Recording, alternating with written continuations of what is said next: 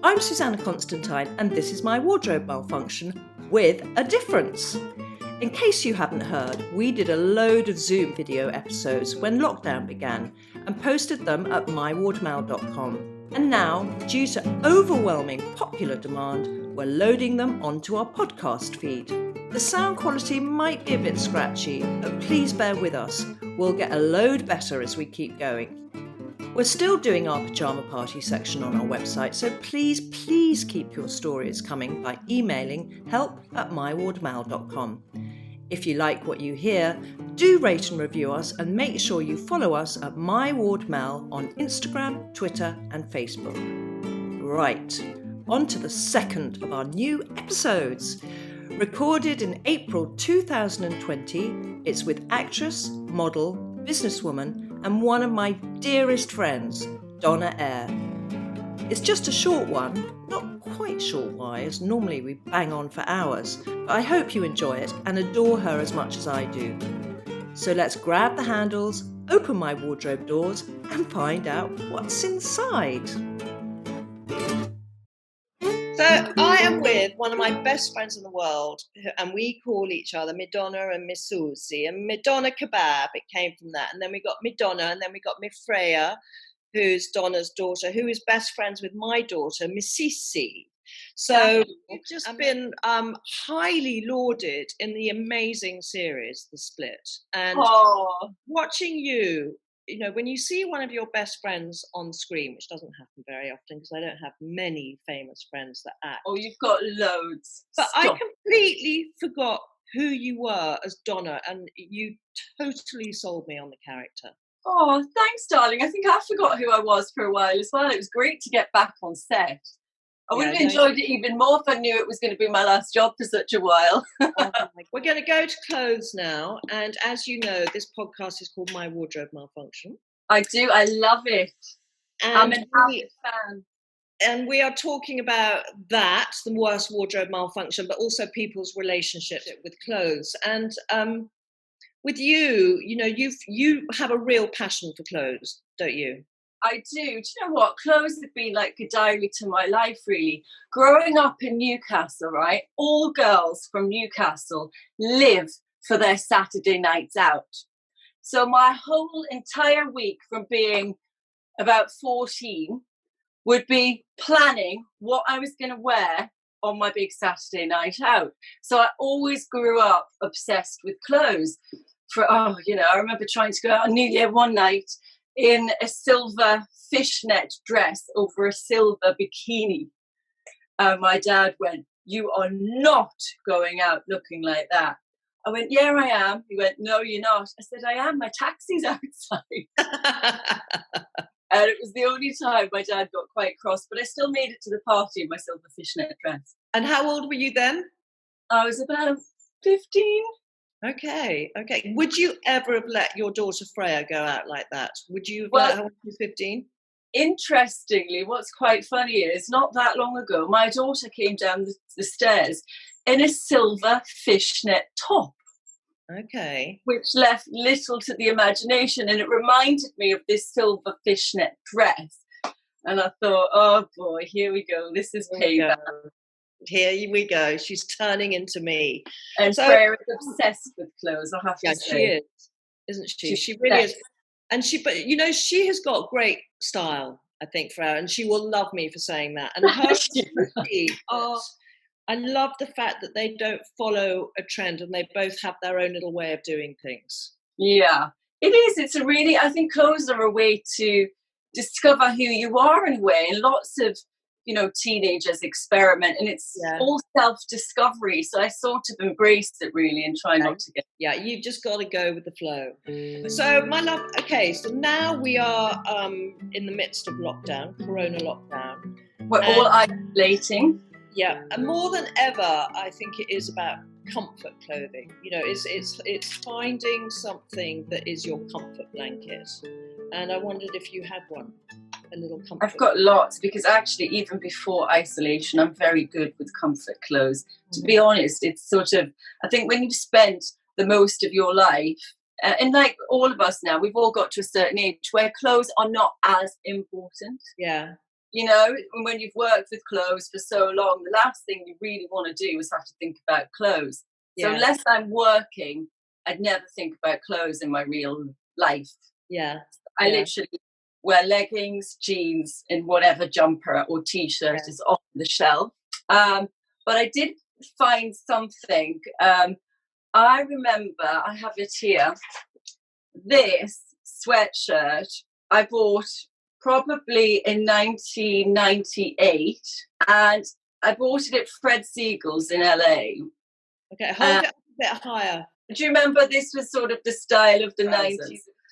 And obviously I've got 3 daughters effectively, because I've got 2 daughters, 2 stepdaughters, a daughter and a younger sister. So I give most of my clothes away. And I gave this away years ago to one of the girls, and it keeps finding its way back into my house. And I'm always happy when I see it, because it just reminds me of a time that was just brilliantly fun. And also what I love about it is all of my girls at some point have owned this sweatshirt. So nice. And it just makes me feel, it just, you know, I can still smell them all in it. So if I'm unwell or, you know, just at home, I put this on and it just makes me feel all cozy and comforted. Given the fact it's over 20 years old, it's lasted really well. Yeah, it's in really good nick, isn't it? Well, it's got a few holes in, but the quality of the sweatshirt fabric must be really good. Yeah, it is hideous though, let's be honest. Oh, it's horrible. I would never wear it in public. Yeah. But if you want to be honest about what I would snuggle up on the sofa and wear at home, that would be it. The secret. But darling, have you ever had a wardrobe malfunction? You must have done. Millions of them. Millions, I'm sure. What was the worst? What was the worst? I remember always having, you know, that moment where your bra would pop open, or your dress just was about to hit the red carpet, or there would be many dresses I couldn't get out of. You just, you know, you're in so tight. I've had to use all sorts of kitchen tools to get myself. You know, barbecue tongs are a really good one. If you're coming home alone and there's nobody there to unzip that dress, barbecue tongs right down the back. They work. Yeah, that and a wire coat hanger. Yeah, that's a good one. I've had to sleep in a black tie dress before because I couldn't get it off. The worst one, I think, was probably, it was probably around about the early noughties, late 90s. And I was hosting the red carpet at the Oscars for the big breakfast at the time, and I was so excited. I'd obviously spent weeks planning my outfit, and as I was about to hit the red carpet, my shoe, I think the left shoe, the heel just completely broke. So I had no shoe. It wouldn't stay on my foot. It had like a perspex strap. So I literally had no shoes as I'm about to go down the red carpet at the Oscars. So what did you do? Did you kind of balance on one shoe, or did you take the other one off? Well, no, because I would have looked ridiculous hobbling on one shoe. So I thought, what am I going to do? I was trying to ask members of the crew, you know, did they have shoes? But it was a pretty male-heavy crew, so there wasn't any high heels going. And what I had in my bag in the van was a really old pair of, do you remember that crazy shop Voyage? Yes, that you had one in the 90s. It was ridiculously overpriced. You had to become a member to be allowed in there. Yeah, well, I went through a stage where I thought it was really cool that I could get pieces. You know, every time I got my MTV check, I'd run to Voyage and buy a jacket.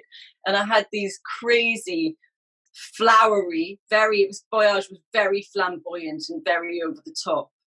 And I had these slippers, these flowery, floral, wacky slippers.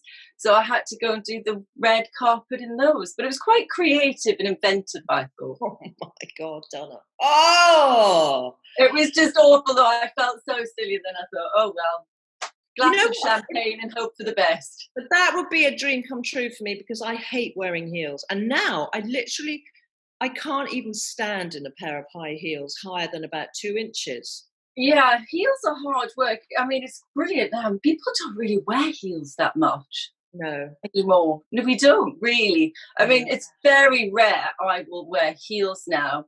And it's normally if I've got a job and I'm being paid, Yeah. then I'm like, bring it on. But Yeah. no, I don't remember the last time I wore a pair of heels. And then the kids, they don't wear heels at all because they're All wearing about something trainers. beautiful and glamorous with a pair of trainers. I know. The Love trainer came back in a huge way, didn't it? Yeah. Do you have an outfit that you love wearing on a really special occasion? Something that makes you feel amazing? I do have one go-to outfit Yeah. that if I'm really not sure, or I'm sort of, if I want to feel confident and empowered, Yeah. then I've got a Paul Smith suit that I probably bought in 2006. And funny enough, I've always pulled that out if ever I've had a first date or something and you're just not sure. If I put on, it's like they're like black cigarette trousers and I can wear it with anything. And I just always feel in charge of a situation. You wore that the other day, didn't you, at something? I saw it. And it's with the jacket, like a tuxedo jacket. Yeah, that was a different one. Oh, okay. I do like a black tuxedo suit, but my original Paul Smith one, I've got a little bit of it here. Look, they're these trousers. They're probably not. So that's the jacket. Okay, nice. And these trousers, even my girlfriends, they're like a cigarette pant. Yeah. And my girlfriends know how handy this cigarette trouser has been in my life. And it's actually my go-to first date outfit. Well, there you go. Perfect. Yeah. So, gentlemen, you know what she's going to be wearing. Yeah. Although now if I wear them, people will think I'm on a date. I wear them after them. Yeah. I want you now. Okay, so last question, my darling. Is there anything, because you move around quite a lot because you're very clever with property, aren't you? You are really, it's like there's two sides to you. You're this sort of actress model, and then there's the other side to you, which is a pretty astute businesswoman, I've got to say. Well, I think that's what they just call canny, being a canny northerner. I think we've all had to be. Yeah. We sort of think quick and fast on our feet. Yeah. But have you ever lost something? I mean, your sweatshirt kind of almost covers that, but have you ever lost something when you've been moving around and then thought, oh, fuck, I've lost it, where is it? And then you've rediscovered it. So something in the wardrobe or... Do you know what? I've lost lots of clothes. I've also, because I'm not a massive hoarder. Yeah. So my daughter is always furious when she looks at pictures because she actually is probably one of the only few that loves my outfits from the 90s. You know, all those crazy Dior saddlebags and do you remember the Dolce & Gabbana zip biker leather jacket? Yeah. All those sort of crazy high fashion pieces. She's furious I didn't keep hold of anything because I just give it all away. I don't have masses of space. Yeah. So I have given a lot away. What have I rediscovered? I found a Marc Jacobs glitter MTV bag. Marc Jacobs did an MTV bag, which was quite cool. What, with the MTV logo on it? Yeah. Oh, that's a good memory to have too for you. Yeah. So that was a good one because I thought because I get these mass splurges where I just want to throw everything away when I'm spring cleaning, and I was surprised because I thought I'd given that away, and I found that up in the in one of the wardrobes last week. Oh, darling. Well, listen, my love, you've been amazing, and thank you so much for taking the time.